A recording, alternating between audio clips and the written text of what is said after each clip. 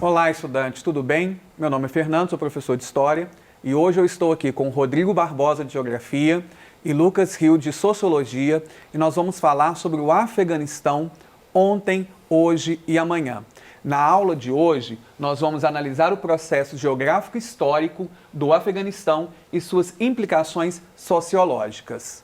Bom, primeiramente, Afeganistão significa terra dos afegãos, tá?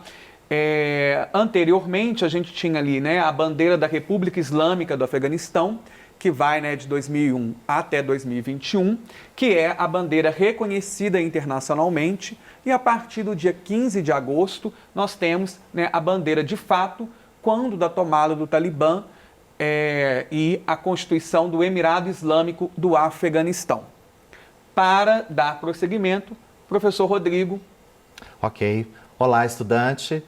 Sou o Rodrigo, professor de Geografia, e nós vamos falar um pouco sobre esse território, trazer algumas informações, dados gerais e geográficos em relação ao território do Afeganistão. Bom, como vocês podem observar pelo mapa, aí os limites geográficos que esse país tem, tá? É importante a gente deixar frisado aqui aquela pequena linha estreita ali que tem com a China, que lá mais para frente nós vamos falar um pouco dessa importância dessa linha estreita e, claro, a localização estratégica desse país na região da Ásia Central. Bom, primeira questão aqui, nós temos a extensão territorial desse país, em torno aí de 652.864 quilômetros quadrados. A capital do seu país é Cabul, onde que é a maior concentração populacional do Afeganistão. Então você tem uma população em torno de 32 milhões de habitantes, que é a estimativa aí, a última informação do ano de 2020, uma densidade demográfica de 59,6 habitantes por quilômetro quadrado e, claro, o destaque aí da questão do índice de desenvolvimento humano, muito baixo, ou seja, o Afeganistão é considerado um país muito pobre, por causa das questões de ausência de várias questões, principalmente questão de educação, saúde, infraestrutura, é um país aí deficitário nisso. Por isso que seu índice de desenvolvimento humano é considerado muito baixo. Então você já vocês já aprenderam sobre como é que calcula o IDH. Então se você pega ali o valor desse índice de desenvolvimento humano do Afeganistão, é bastante baixo, Bom, outra questão importante que a gente fala do Afeganistão, dessa questão da sua etnia, que também é uma coisa conflituosa dentro desse país. A gente sabe que ali nós temos os pastuns ali, que são o grupo majoritário, distribuído por todo o território. Então você tem aí as questões étnicas muito peculiares, que dá muitas questões aí de conflitos desse país bastante fragmentado, Que isso aí vai ser explicado ao longo da aula aí para vocês, tá? Bom, outra questão importante, falar do tipo climático. Então há dois tipos, que seria o árido e o semiárido, ok? Então, é uma região ali com questão de poucas chuvas, umidade relativa do ar bastante baixo. Então, você tem um índice pluviométrico na região bastante baixo. Ali você tem o semiárido, você pode se comparar mais ou menos pode comparar, claro, ao clima da Caatinga, ou seja, aqui no território brasileiro. Como você tem a presença de pouca vegetação, justamente para poder adaptar muito bem ao clima da região, ok? Outra questão importante ali que a gente pode destacar, que essa questão climática, é o relevo, um relevo bastante montanhoso.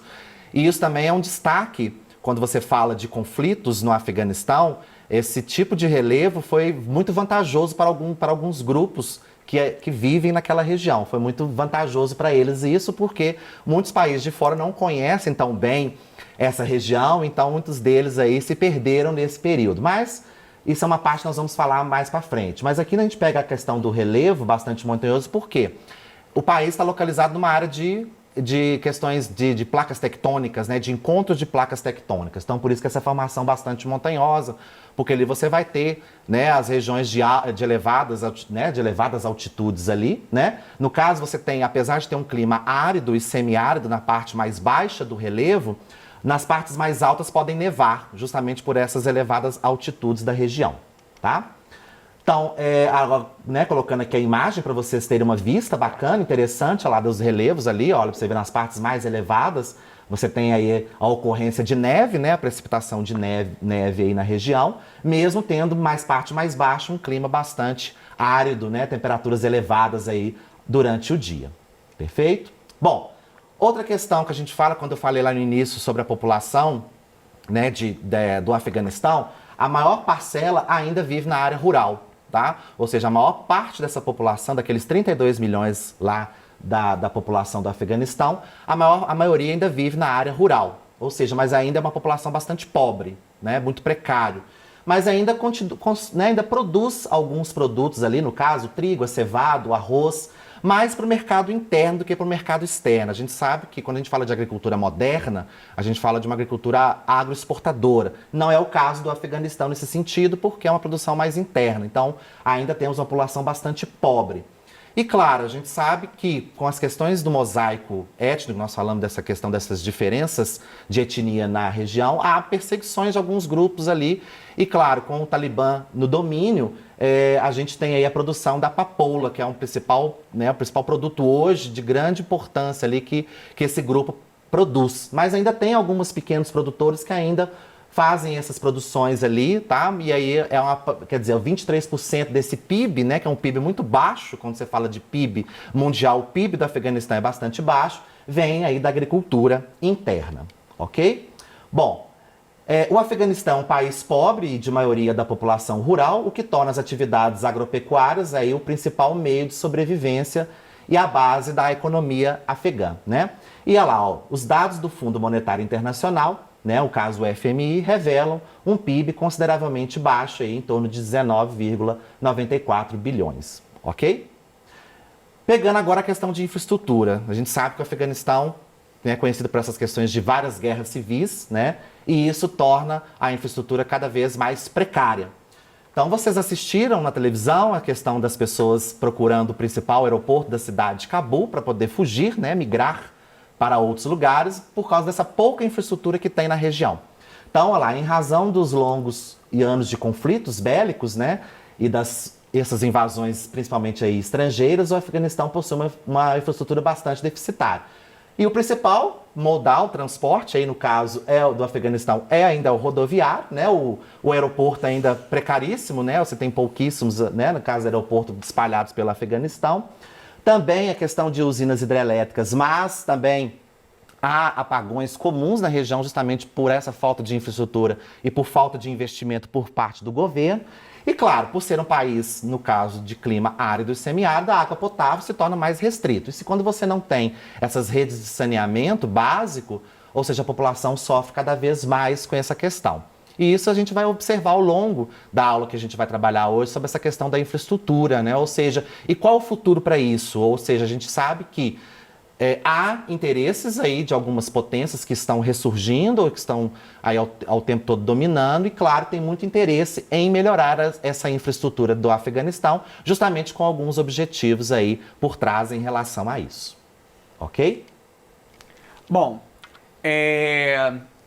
o Afeganistão, ele surge, né, em períodos das primeiras grandes civilizações da Ásia, África e Europa. Então, e é também, né, comumente falado que o território afegão é o chamado cemitério dos grandes impérios. Por que se tem essa ideia? Porque lá o Império Macedônico de Alexandre o Grande, ele não conseguiu, né, conquistar esse território. A Pérsia, né, o Império Persa também não conseguiu conquistar esse território e devido, inclusive, ao que acabou de ser dito sobre, né, a questão da geografia, né, ser uma área muito montanhosa.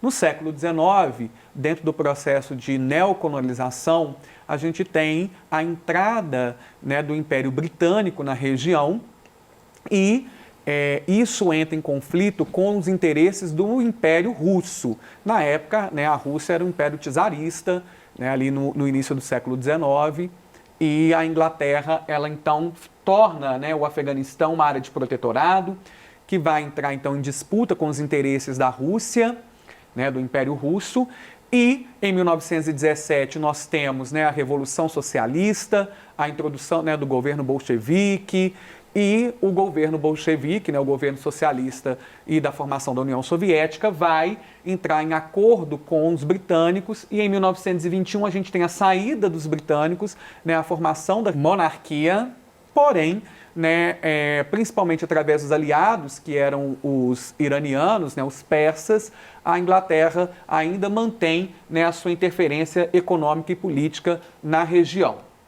Após a saída da Inglaterra, a região passa então a ser uma área de disputa entre a influência da União Soviética, uma vez que os vizinhos, né, os outros países que existem em volta, né, Cazaquistão, Tadiquistão, Uzbequistão, já eram algumas das repúblicas soviéticas, e o Irã, que tinha essa influência britânica.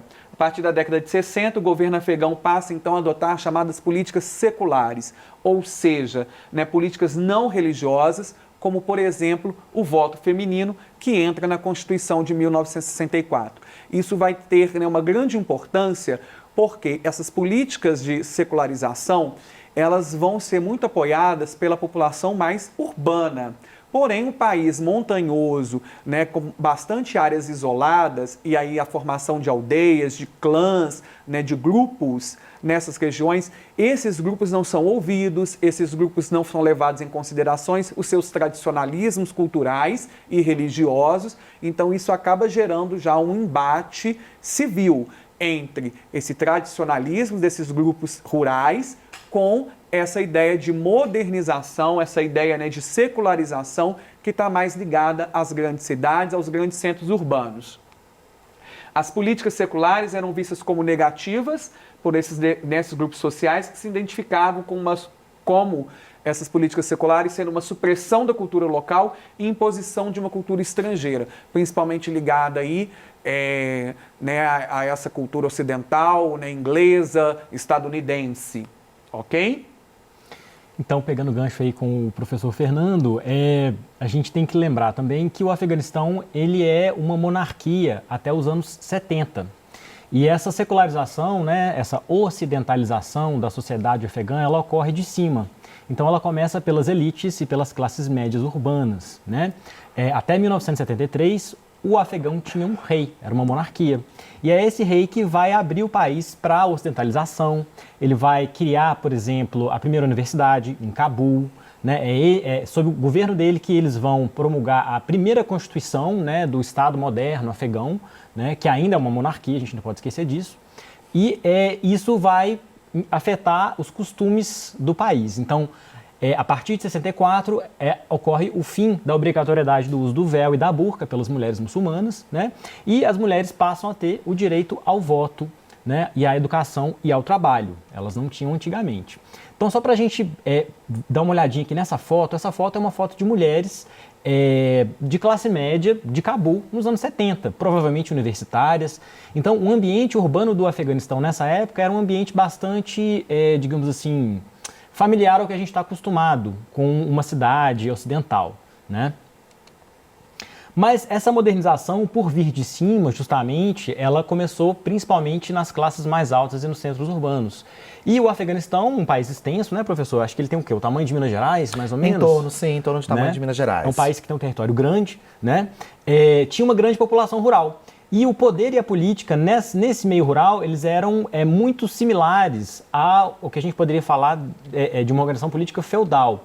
Então, são várias terras na mão de poucos ou alguns senhores, e esses senhores dominando sobre essas populações, né? Famílias e clãs, com recortes étnicos também, muitas etnias diferentes convivendo, né? Uma forte influência da religião.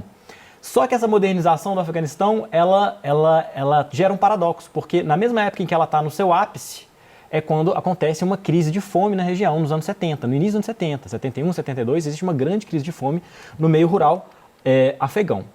Então agora a gente vai começar a entrar nesse momento da Guerra Fria, né, que começa ali, né, com o início da União Soviética, né, professor Fernando? Isso. E, chega até ali mais ou menos os anos 90, com o final da União Soviética. São três grandes influências políticas nessa região que vão ajudar a gente a explicar quais são os conflitos que se dão na região. Porque a gente tem o país Afeganistão, que tem uma influência forte do tradicionalismo, né, muçulmano, tanto ala extremista quanto moderada. E a gente vai ter também uma competição entre a ala capitalista, liderada pelos Estados Unidos, e a ala socialista, liderada pela União Soviética.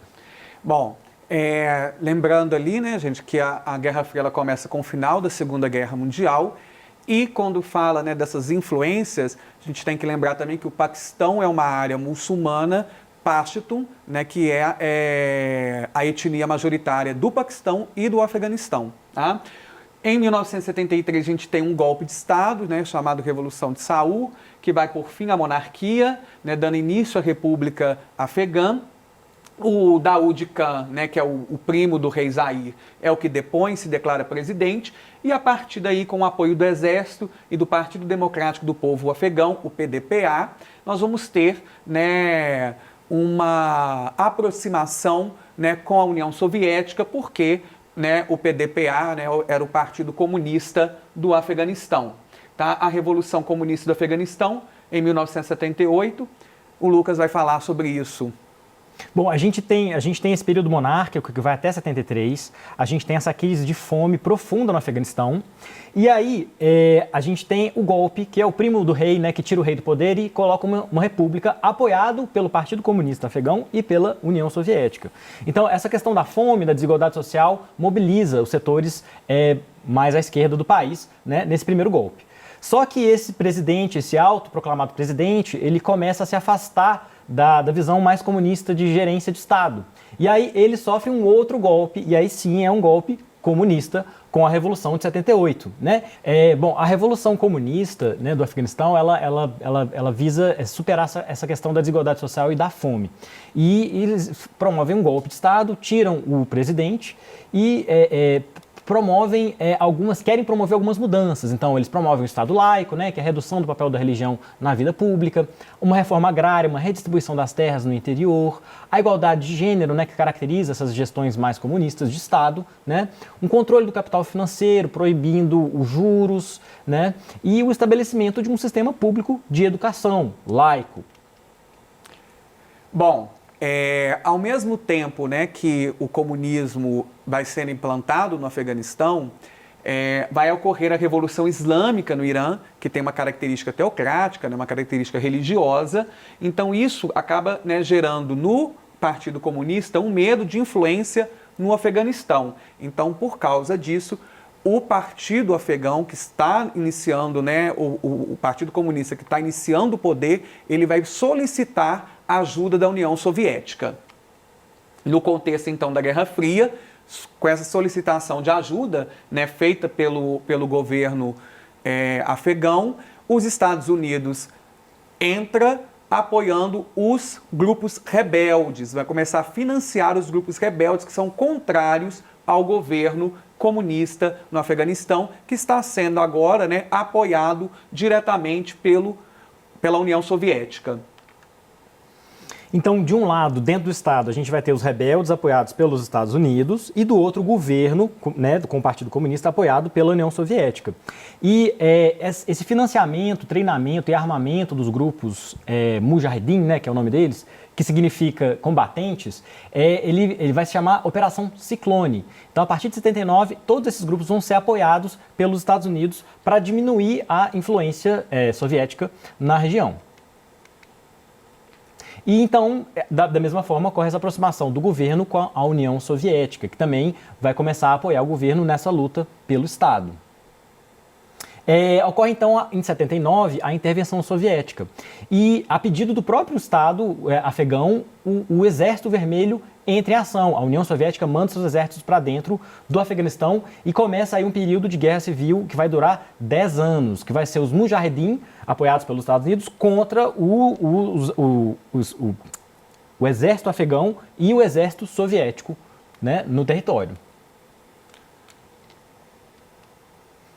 Bom, então até 1989, o Afeganistão foi palco de uma guerra entre os Mujahideens e o exército soviético, e isso, inclusive, é importante, né, porque essa atuação, né, da União Soviética no Afeganistão, ela é um dos motivos para o aceleramento da crise soviética, né? E aí, em 1989, né, o Exército Vermelho sai do Afeganistão porque, né, a própria União Soviética ela já está num processo, né, de definhamento, né, de quase finalização, que se concretiza em 1992. Então, sem o apoio soviético, o governo comunista se enfraquece, tá? E essa parte, então, né, do que vai acontecer após né, a saída do Exército Vermelho, a gente vai assistir numa próxima aula com nós três, e a gente só tem a agradecer a vocês por terem assistido a gente, e até a próxima aula.